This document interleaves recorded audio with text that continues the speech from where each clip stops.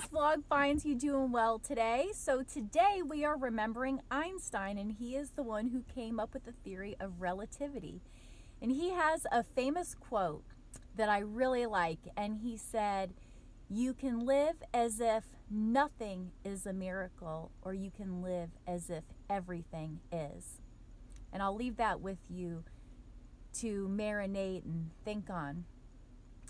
Now, there are some people who say that he didn't say that. That quote is based on someone close to him saying that he said it.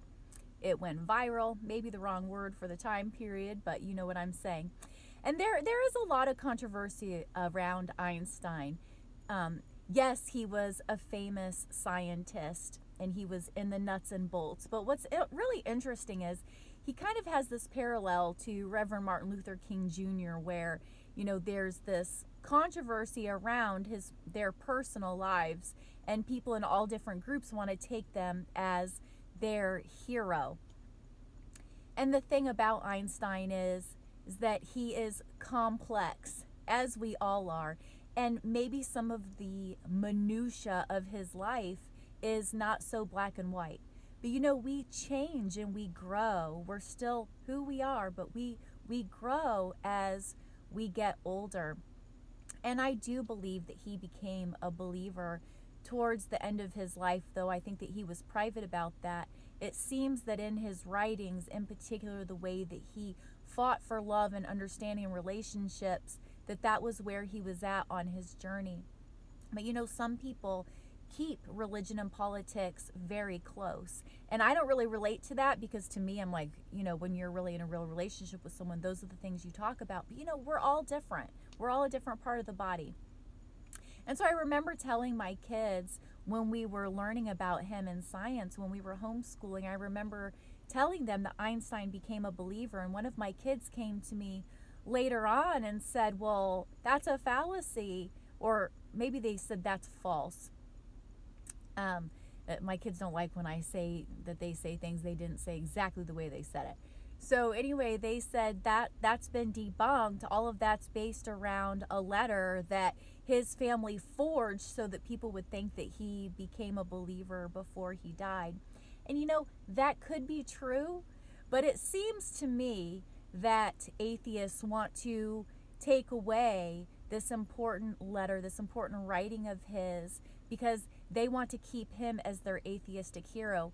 But no matter what, he is not their hero. He said, from what I've read, that he was agnostic, that he didn't claim to know or not know if God was real, but he certainly wasn't snarky about God. He just wasn't those.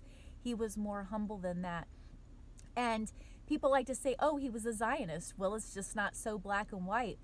He sympathized with the Palestinian people. But because of World War II, and because he was Jewish, though not necessarily religious, he knew that the Jewish people needed to have a homeland. But see, he was also a pacifist. So, you know, we want to put him in this category that he just doesn't fit in. But then he did give money to the Zionist movement. So all of that to say that we need to allow each other our journeys. And this really hit home to me thinking about all of this again. It's been a while since I thought about Einstein's story until today, because of a misunderstanding that I've been a part of this week.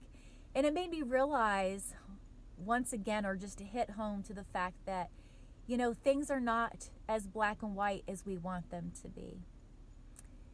It's really important that we hear each other out and we really have the lens of love, and that we fight for love. So let me read Einstein's letter to his daughter or stepdaughter.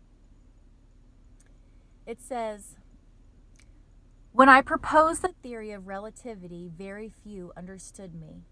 What I will reveal now to transmit to mankind will also collide with the misunderstanding and prejudice in the world. I ask you to guard the letters as long as necessary, years, decades, until society is advanced enough to accept what I will explain below. There is an extremely powerful force that, so far, science has not found a formal explanation to." Oh, excuse me. "It is a force that includes and governs all others, and is even behind any phenomenon operating in the universe and has not yet been identified by us. The universal force is love. When scientists look for a unified theory of the universe, they forget the most powerful unseen force. Love is light. That enlightens those who give and receive it. Love is gravity because it makes some people feel attracted to others. Love is powerful because it multiplies the best we have and allows humanity not to be extinguished in their blind selfishness. Love unfolds and reveals. For love we live and die. Love is God, and God is love. This force explains everything and gives meaning to life. This is the variable that we have ignored for too long. Maybe because we are afraid of love, because it is the only energy in the universe that man has not learned to drive at will. To give visibility to love, I made a simple substitution in my most famous equation.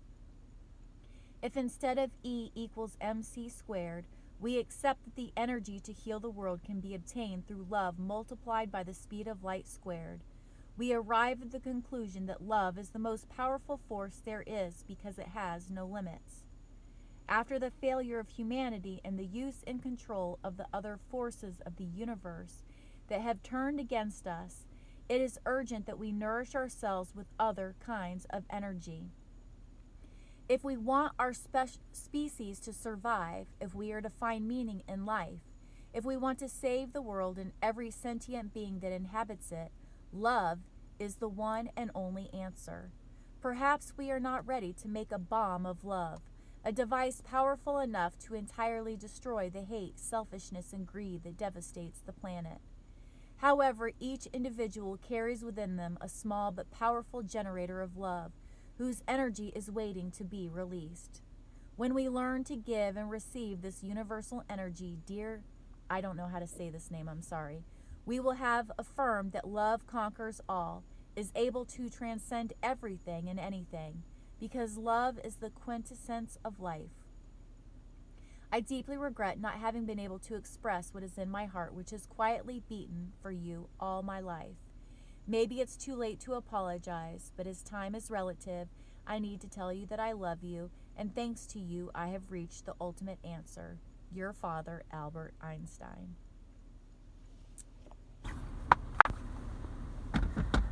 So I'm going to leave you with those words today, and maybe you want to do some research on Einstein's history, the story of his life. Maybe you've believed very strongly that he was an atheist, or maybe you've believed very strong that he's a Christian, but you haven't done a lot of digging.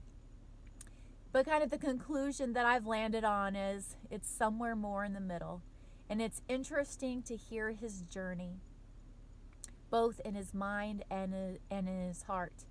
And I can't believe anything else but that at the end of our life, most of us submit our will and our spirit to God, knowing that love is the answer. Because love is the answer. It's always the answer. I hope you have a beautiful rest of your day, and I will talk to you again soon. Bye.